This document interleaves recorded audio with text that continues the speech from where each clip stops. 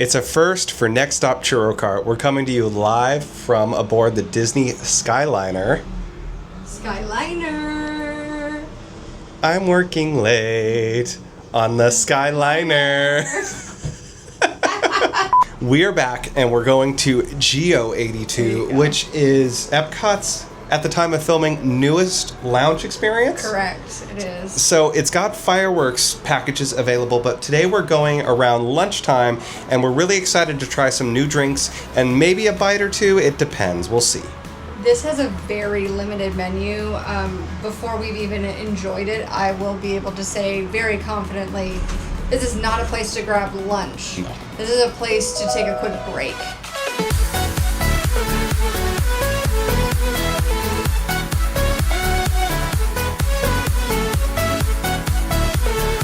So to find the specific entrance for Geo 82, this can be a little confusing, but if you're coming from World Showcase, you're going to kind of tail off to the left of the attraction.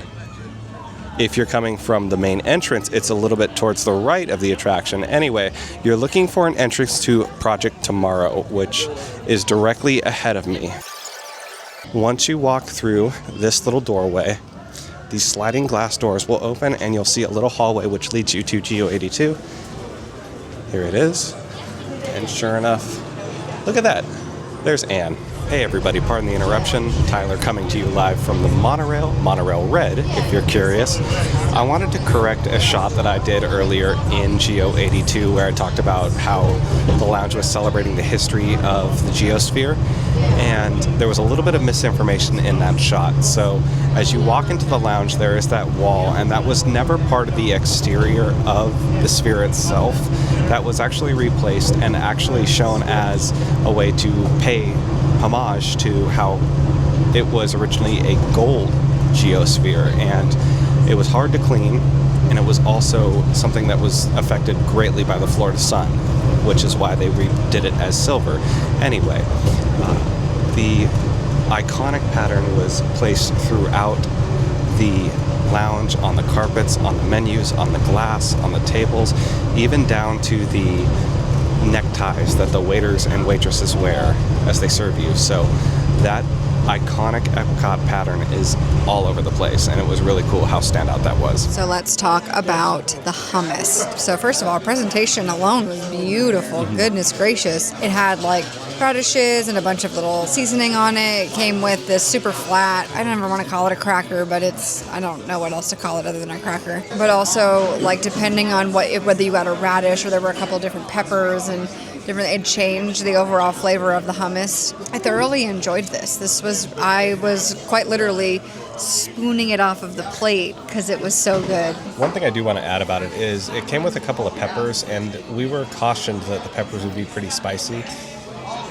I don't know if that's Disney spice, but it didn't affect me in any way, shape, or form. Now, in our recent Food and Wine Festival video, which you should go check out if you haven't done it already, I did have those unnecessarily extremely tasty, super over-the-top spicy Right, burn wings. your face off. Yeah, and they weren't so bad, but anyway, I might just have immunity to it at this point. Who knows? He's burned part of his tongue off at this point, so we can't trust him anymore, guys. If he says it's not spicy, don't believe him. But anyway, the hummus is amazing. Definitely would recommend it. So let's talk drinks. Drinky drink. Drinks. So I got the brown butter old fashioned, and she told me this was a sipping drink. It's definitely a sipping drink. I love it. What's in it? Woodford Reserve double oaked bourbon, brown butter, maple, Hella Cocktail Co. Mexican chocolate bitters. And then Tyler, what did you get?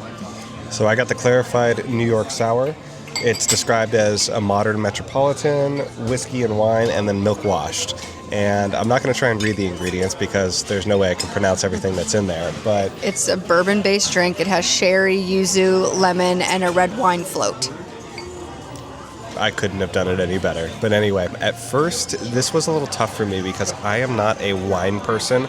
Moreover, I am not a red wine person. There's very few white wines that I can kind of tolerate, but it's just not in my palate. Either way, the red wine float is really forward on this drink, and it takes a minute to sip off enough of that to get the sour that's underneath it. And once you do get to that, It actually kind of has a nice little mix of flavors where the bitterness is up front and the sour comes in at the tail end.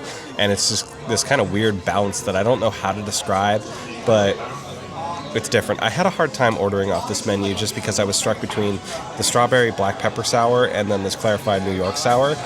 And I asked the server basically, who, by the way, shout out to Judy. She did an amazing job describing everything on the menu and really helping me out. But I told her I'm more into whiskey sours and things like that. Which of these two is most like that? And she said the clarified New York. Though it has the red wine again, and I'm not a big fan of that, once you get through it, it actually turns into a nice drink. I wonder if it would be better just mixed all together. That might just be a preference thing, but overall, I think I'm growing to the idea of this drink. Now that we're outside, we wanted to go over a couple of things that we didn't want to take the table. So to start off, we're going to start with ambiance. This was such a unique, fun lounge, and it definitely is a lounge, not a restaurant. There were 5 small bites. It was mostly drinks, but this really paid homage to what Spaceship Earth was supposed to be. We thoroughly enjoyed it. We thought it was so cool. Yeah, but Tyler, you're gonna go over price. Yeah, so definitely a little bit more on the expensive side. We paid $98 with tip this time, and that includes 2 alcoholic beverages and then 1 small plate. So we didn't get as much bang for our buck on this one. The cocktails are very much elevated in this place, and you're not just paying for that Disney name here. It does look like they are using kind of the more top shelf alcohol in a lot of their cocktails. So just kind of be aware of that this is a very expensive thing, and that's going to kind of play into who this is meant for. Yes. So those drinks were mixed at the time of ordering. There were no pre-mixed drinks in this lounge. You have to be 21 or over to enjoy this lounge. There are no children in this lounge whatsoever. So this is going to be for the childless millennial. This is going to be for mom and dad on maybe a date night when maybe you've traveled with grandma and grandpa and they want to take the kids and go do something fun, and you guys can come and do something here. This is a limited audience that's going to enjoy GO82. I guess the big question is, would we return? Yeah, I think I would. There were other things that were on that cocktail list that I wanted to give a shot of. Also, like, you made mention of the bourbon flight. Yes. And then there was a, like, charcuterie board or something like that, meat and cheese tray. I really like the vibe in there, too, and just kind of the history that, you know, Epcot is celebrating with this lounge. Yeah, I agree. I would definitely go back to this one. It just seems like a fun place to be. It's for the person who has time to spare. Yeah. You're not running around from ride to ride. You want to enjoy an hour. We took almost an hour and a half in there. And it wasn't because we were filming. We just genuinely enjoyed the vibes and just kind of hung out there for an hour and a half and chit-chatted. So absolutely, I would go back. But that's pretty much it. If you've gotten to this point in this video, thank you so much for watching. Of course, if you enjoyed this video, please like and subscribe. Follow us on Instagram, Twitter, Threads, all of them. We really appreciate it. And I guess there's really nothing else to say other than we'll see you guys at the next stop.